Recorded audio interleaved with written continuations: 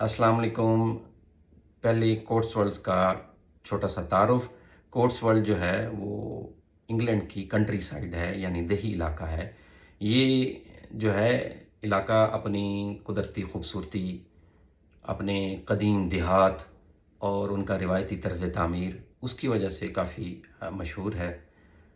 यहाँ तक जाने के लिए लंदन से GWR ग्रेट वेस्टर्न रेलवे की ट्रेन लेनी पड़ती है, अगर आप ट्रेन से जा रहे हैं। और फिर एक कस्बा आता है मॉर्टन एंड मार्श, तकरीबन 1.5 पौने 2 घंटे के रास्ते पे है, वाया ऑक्सफोर्ड। वहाँ आप उतरते हैं और वो बेस है। वहाँ से फिर आगे जो ये पूरे इनके देहात हैं कोट्सवॉल्ड्स के, वो एक्सप्लोर करते हैं। ये मॉर्टन एंड मार्श में मैंने रूम बुक किया सियाम कॉटेज के अंदर। ये छोटा सा रूम है, नन्हा सा, ट्रेडिशनल स्टाइल का। कल का जो है मैंने टूर बुक किया है इंशाअल्लाह, पूरे कोट्सवॉल्ड का, डिफरेंट टाउन्स का, और उम्मीद है बड़ा मज़ा आएगा इंशाअल्लाह। ये पास ही जो है ना कोई राजमहल करके इंडियन रेस्टोरेंट दिखा रहा है। इस वक्त रात के 8:30 बज रहे हैं मॉर्टन एंड मार्श में। तो मैं सोच रहा हूँ, ये रेन के लिए हवाले से मैंने जैकेट पहन ली है। सोच रहा हूँ कि ये ज़रा ट्राई किया जाए, नियर बाई है, थोड़े से फासले पे दिखा रहा है। लो जी, राजमहल भी आ ही गया। रेस्टोरेंट खुला हुआ है, लाइटिंग शाइटिंग भी है। देखते हैं, अंदर पब्लिक भी नज़र आ रही है। इंशाल्लाह अच्छा ही मिलेगा। ये राजमहल में मुझे ऊपर टेबल मिली है विंडो साइड पे। अभी मैंने खाना ऑर्डर किया है, देखते हैं कि खाना कैसे है। लो जी, खाना आ गया। शक्ल से तो बड़ा अच्छा लग रहा है और सर्विंग भी बड़ी अच्छी है। तो खाने के बाद जो है, जो रेस्टोरेंट के ओनर हैं उस्मान भाई, वो मुस्लिम हैं, बांग्लादेशी, और बर्मिंघम में रहते हैं। वो यहाँ आए मेरे पास ऊपर, तो उन्होंने पूछा। मैंने कहा फ़र्स्ट ऑफ़ ऑल तो मैं देसी खाना एक्सपेक्ट नहीं कर रहा था, और दूसरा एक्सपेक्ट कर रहा था तो इतना अच्छा नहीं कर रहा था। खाना कमाल था, सर्विस अमेजिंग थी, बेहतरीन। फिर मैंने उनसे पूछा, उन्होंने कहा हमें नेशनल बेस्ट शेफ़ का अवार्ड मिल चुका है। हालांकि ये दूर है, और ये उस्मान भाई आ भी गए। उस्मान भाई का रेस्टोरेंट कमाल है, और इनके साथ गपशप करके मुझे इतना मज़ा आया, परदेश में कमाल हो गई। Thank you very much Usman भाई। ये मॉर्टन एंड मार्श से सुबह सुबह मैं रेडी होके निकला हूँ, 8:45 हो रहे हैं तकरीबन। ये मॉर्टन एंड मार्श की खूबसूरत सिटी और उसकी मेन सिटी कॉमनवेल्थ।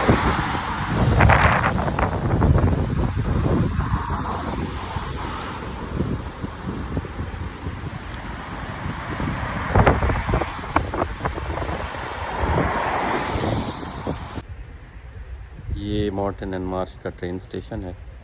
मैं यहाँ आ गया हूँ, इसी का ही पिकअप पॉइंट बताया था टूर ऑपरेटर ने। तो देखते हैं, मेरा ख्याल में अभी आने वाला है। ये जी मेरी वैन आ गई है टूर ऑपरेटर की, गो कोट्सवॉल्ड वालों की। तो स्टेशन से अब मैं बैठने लगा हूँ इसके अंदर। ये कोट्सवॉल्ड का पहला गांव है, इसका नाम है स्नो हिल, जो हमें ये टूरिस्ट गाइड जो है दिखाने लेके आया है। सामने खड़ा है, इसका नाम मॉर्टिन है। और ये जो है कोट्सवॉल्ड इस पूरे एरिया का नाम है, जिसके अंदर 20-25 के करीब गांव हैं। लेकिन जो मशहूर हैं वो 4-5 गांव हैं, जैसे बाइबरी है, जैसे ब्रॉडवे है। ये सामने इस गांव का चर्च है। इस गांव का नाम है स्नो हिल। इस पूरे एरिया को AONB का नाम भी दिया गया है, area of outstanding national beauty और नेचुरल ब्यूटी। बहुत ही खूबसूरत ये टाउन है। इसको ये सीक्रेट विलेज भी कह रहा था tourist guide. Mainly invaded by people, the Vikings. All of these people made us the conglomeration that we are today. And English is made up of all of those languages: Germanic, French. ये हम Broadway tower के पास road के ऊपर रुके हुए हैं।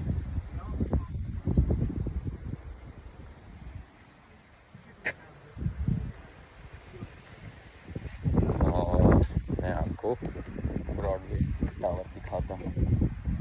You can see on my back, that is Broadway tower. ये कॉट्सवॉल्ड्स का दूसरा टाउन है, इसका नाम है चिपिंग कैम्पटन। यहाँ पे हम रुके हैं, 1 घंटे का हमारा स्टे है। इस स्ट्रीट के अंदर तकरीबन इमारतें जो हैं 500 साल पुरानी हैं। पीछे एक बिल्डिंग दिखाई है टूरिस्ट गाइड ने, वो तकरीबन 1300 कुछ में बनी हुई है। और यहाँ गवर्नमेंट ने इस एरिए को महफूज किया हुआ है। आप कुछ भी यहाँ के रेजिडेंट अपनी मर्ज़ी से इसमें तब्दीली नहीं कर सकते। इसके आर्किटेक्चर में अगर कुछ चेंज होना है, कुछ ख़राब होना है, तो वो ओरिजिनल स्टाइल में, फॉर एग्ज़ाम्पल विंडो है तो वो ओरिजिनल स्टाइल में ही लगेगी जैसा उसका था। ये शीप स्ट्रीट है चिपिंग कैम्पटन की। बेसिकली चिपिंग कैम्पटन जो है पहले बुनियादी तौर पर एक मार्केट थी जहाँ पे शीप की, भेड़ की ऊन का कारोबार किया जाता था, ट्रेड की जाती थी। इनफैक्ट कॉट्सवॉल्ड के अंदर जो भेड़ हैं इसकी ऊन जो है वो फाइनेस्ट तस्वुर की जाती थी यूरोप में, और इसी की ट्रेड यहाँ पे ज़्यादा होती थी। ये यहाँ पे मुख्तलिफ शॉप्स हैं, इन्हीं पुरानी बिल्डिंग्स के नीचे शॉप्स बनी हुई हैं। कॉफ़ी शॉप्स हैं, कपड़ों की हैं, और जी कटलरी वगैरह की और भी शॉप्स हैं।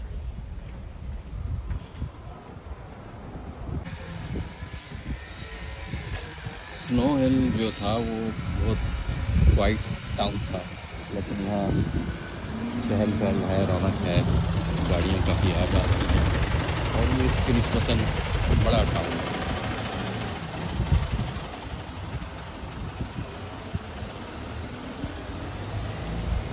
ये यहाँ पे छोटा सा ओपन एयर टाइप कैफेटेरिया कम कॉफ़ी शॉप है, तो खूबसूरत लग रहा है और काफ़ी लोग भी बैठे हैं। तो यहाँ चाय वाय या कुछ वेजिटेरियन खाने को ट्राई करते हैं।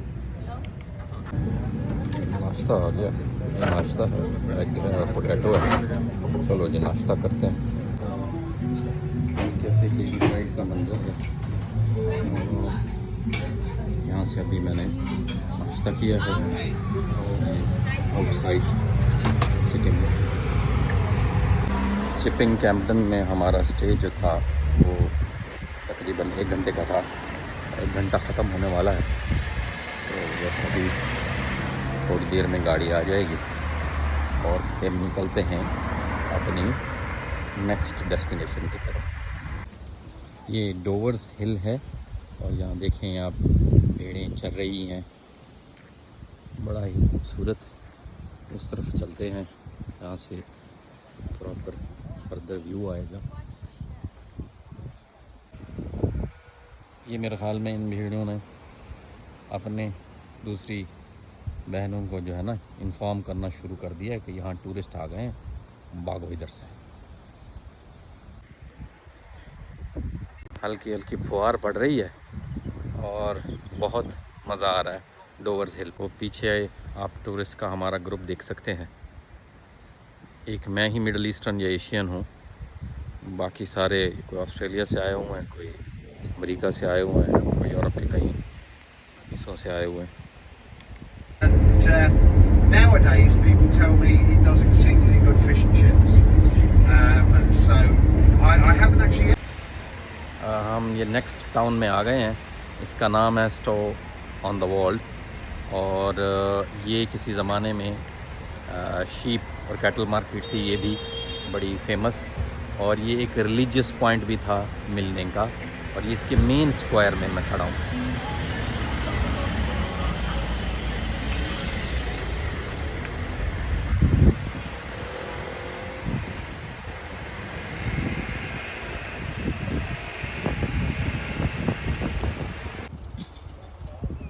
ये स्टो लॉज होटल है मेन स्क्वायर के ऊपर, स्टो ऑन द वॉल्ड में। ये स्टोव ऑन द वॉल की खूबसूरत गलियाँ।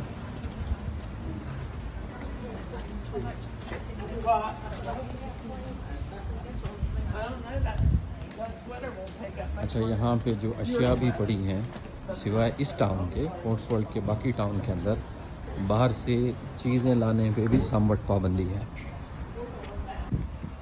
टूरिस्ट गाइड बता रहा था कि यहाँ पे बाहर से जैसे मेड इन चाइना वगैरह है, चीज़ें लाने पे पाबंदी है, except stove on the wall इस टाउन के अंदर। बाकी रेस्ट ऑफ द कोट्सवॉल्ड्स में बाहर की चीज़ें लाने पे पाबंदी है। फ़कत वल्लाह आलम ये कितना सच है। और यहाँ पे जितनी भी ख़ास तौर पर फूड की अशिया हैं, फूड के आइटम हैं, वो लोकली प्रिपेयर्ड होती है।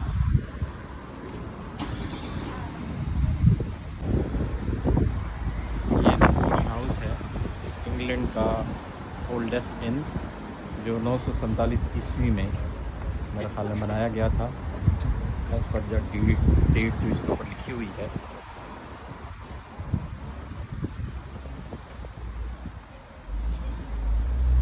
यानी आप कह सकते हैं कि ये इमारत 1600 साल पुरानी है।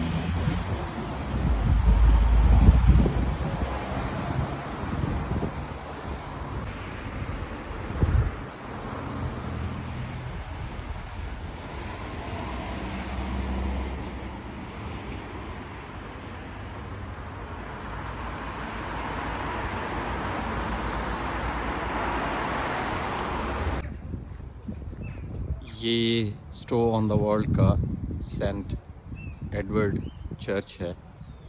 ये 986 ईस्वी में बना था और ये बहुत बड़ी तारीख़ी इमारत है और यहाँ का मेन लैंडमार्क है। ये बिल्कुल एडजेसेंट है स्टो लॉज होटल के, बिल्कुल साथ ही है ये चर्च।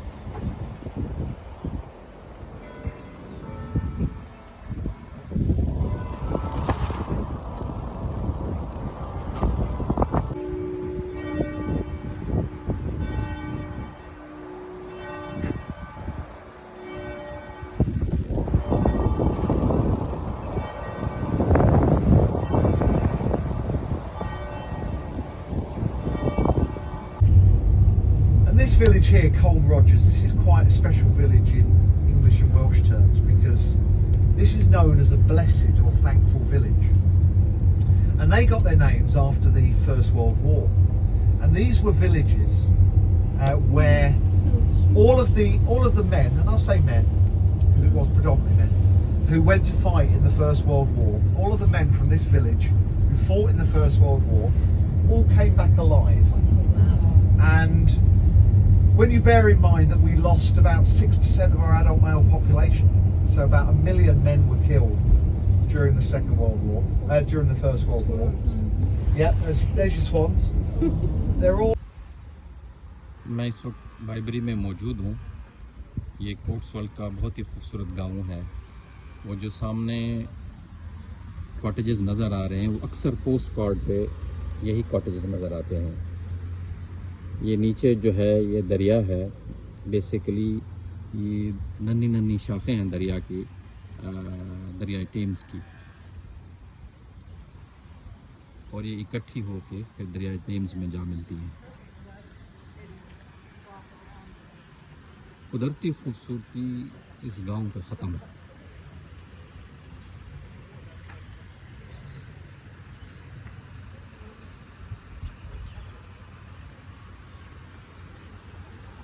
ये दरिया का पानी बिल्कुल साफ़ सुथरा और शफाफ है। आई थिंक ये पीने के काबिल। ये स्वान जो है ये यहाँ पे प्रोटेक्टेड स्पीशी है। इनकी देखभाल और हिफाजत के लिए गवर्नमेंट ने बाकायदा मुलाजमीन रखे हुए हैं जो उनकी टेक केयर करते हैं। इनको ये सब जो है स्वान जो है ये बर्ड, ये गवर्नमेंट की मलकियत है। इनको शिकार नहीं किया जा सकता, इनको नुकसान नहीं पहुंचाया जा सकता, ये जुर्म है यहाँ पे। ये प्यारी प्यारी क्यूट क्यूट बत्तियाँ पड़ रही हैं। ठंड भी नहीं लग रही, जैकेट भी नहीं पहनी उन्होंने, मज़े से नहा रहे हैं। ये फेमस कॉटेजेस की लाइन।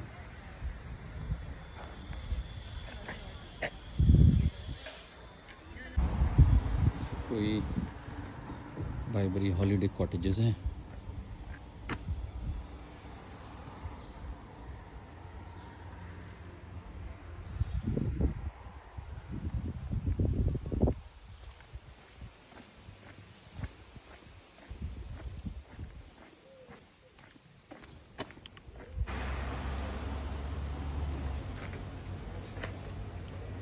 ये कैफ़े और गिफ्ट शॉप है बड़ी खूबसूरत सी बाइबरी में।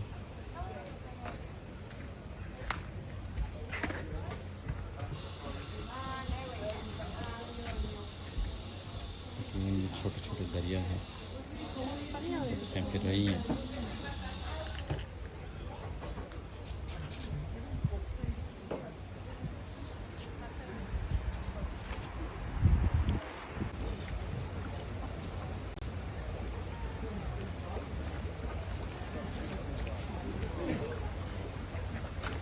ये जो पीछे फॉर्म नज़र आ रहा था उसकी एंट्री के ऊपर ही गिफ्ट शॉप है, और इसकी भी मेरा ख्याल में पेमेंट है, विदाउट फ़ी एंट्री नहीं है। हमारी बस का टाइम होने वाला है, मुझे निकलना पड़ेगा। ये पीछे जो है ट्राउट फिश फार्म है, बड़ा खूबसूरत सा। उसकी 9 पाउंड जो है ना एंट्री फ़ी है, लेकिन हमारे पास टाइम ही नहीं था और हमारा टाइम ख़त्म हो गया यहाँ पे। ये विशरी रह गई कि इसका ना अंदर से विज़िट कर लेते। चलो नेक्स्ट टाइम इंशाल्लाह। ये बोटन ऑन वाटर टाउन में ना पीछे पार्किंग, कार पार्किंग में हम उतरे हैं और अभी मैं जा रहा हूँ टाउन की तरफ। देखते हैं टाउन में क्या है। ये मैं बॉटम ऑन द वाटर गांव में मौजूद हूँ। ये विंडरश रिवर, ये शैलो रिवर है और इसके ऊपर एक ब्रिज है, यहाँ मैं खड़ा हुआ हूँ। इस गांव को वीनस ऑफ द कोट्सवॉल्ड्स भी कहा जाता है, प्रोबेबली इस रिवर की वजह से जो इस गांव के बीचों बीच गुजरता है।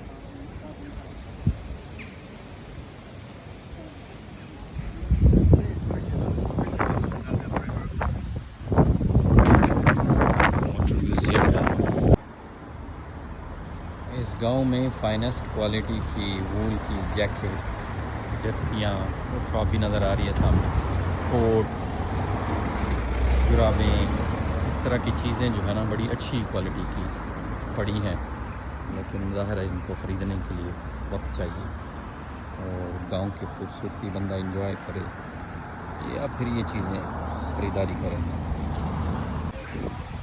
ये विंडरश रिवर जो है तकरीबन 65 से 70 किलोमीटर लंबा है। वो कि ये शैलो रिवर है, यहाँ इतना गहरा नहीं है, इसका पानी बड़ा साफ शफाफ है। ये बहुत से विलेजेस और टाउन्स जो हैं कोट्सवॉल्ड्स के, वहाँ से ही गुज़रता है और एंड में ये दरियाए टेम्स में जाके मिल जाता है। इसमें ये देखें छोटी छोटी डक्स फिर रही हैं, प्यारी प्यारी डक्स फिर रही हैं। ये दरिया के किनारे ये काफ़ी सारी कॉफ़ी शॉप्स हैं, बार्स हैं, रेस्टोरेंट्स हैं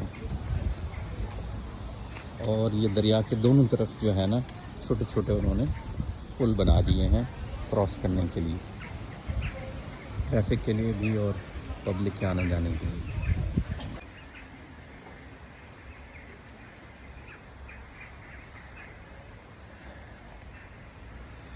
यानी खूबसूरती के लिए जो अनासर चाहिए, खुशगवार मौसम, ठंडी हवा, बादल, सब्ज़ा, परिंदों की चहचहाहट, बतखों का तैरना, पानी, खूबसूरत घर, इमारतें, चाय खाना, सब कुछ यहाँ है। दिल करता है यहाँ बस जाए, पर कितों किवें दरिया, ये गांव, ये खूबसूरती और यहाँ ये बेंच पड़े हुए हैं। तो बस वो क्या है, यहाँ बैठे रहें तसव्वुर जाना किए हुए, बल्कि जाना को साथ लिए हुए। दूसरा ही कोई इस किस्म का टूटा फूटा मुझे याद आ रहा था, खुशबू के जजीरों से आसमां की हदों तक इस गांव में सब कुछ है। शायर से माजरत के साथ, खुशबू के जजीरों से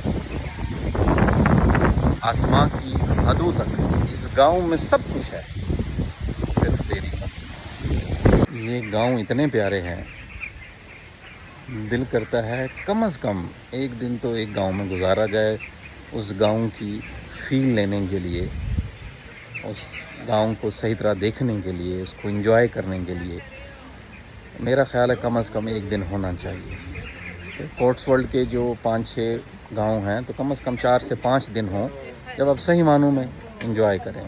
मैं एक डे ट्रिप पे निकला हुआ हूँ तो मज़ा आ रहा है, मैं एंजॉयिंग इट, पर वो क्या कहते हैं, दिल नहीं भरता। और हर जगह ये उस गांव को छोड़ते हुए महसूस होता है कोई कमी सी रह गई है। तो ज़िंदगी ने मौका दिया, फुर्सत दी, तो इंशाअल्लाह दोबारा आएंगे और इनको भरपूर तरीके से इसकी ब्यूटी को देखने के लिए और इसको एंजॉय करने के लिए इंशाअल्लाह।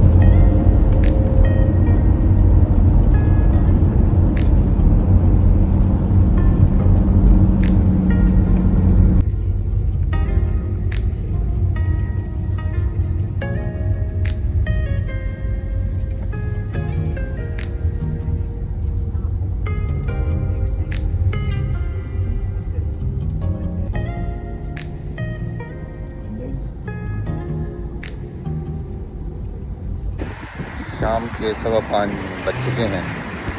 अभी वो वैन ने, वो कोट्सवॉल्ड वाली एक टूर कंपनी है, इनकी लग्जरी वैन होती हैं 16 सीटर, बड़ा मज़ा आया। अभी उस वैन ने उतारा है, 5:15 हो चुके हैं। 5:30 बजे ये रेस्टोरेंट खुलेगा, राजमहल। तो मैं सोच रहा हूँ खाना खा के तो फिर निकला जाए लंदन के लिए। ये मैंने 8 बजे वाली ट्रेन पकड़ ली है लंदन के लिए, लंदन पेडिंगटन के लिए माउंटेन मार्च से। तो असल में 1 घंटा 45 मिनट का सफ़र है। इंशाल्लाह 9:45 बजे तक लंदन पहुंच जाऊंगा मैं। अल्हम्दुलिल्लाह खैर खैरियत से लंदन पेडिंगटन पहुंच गया हूं मैं। रात के तकरीबन 9:30 बज रहे हैं। यहाँ से मैं अंडरग्राउंड लूँगा तो मेन होटल पिकाडेली सर्कस में। इसके साथ ही कोट्सवॉल्ड्स का टूर ख़त्म हुआ। सायोनारा, अल्लाह हाफ़िज़।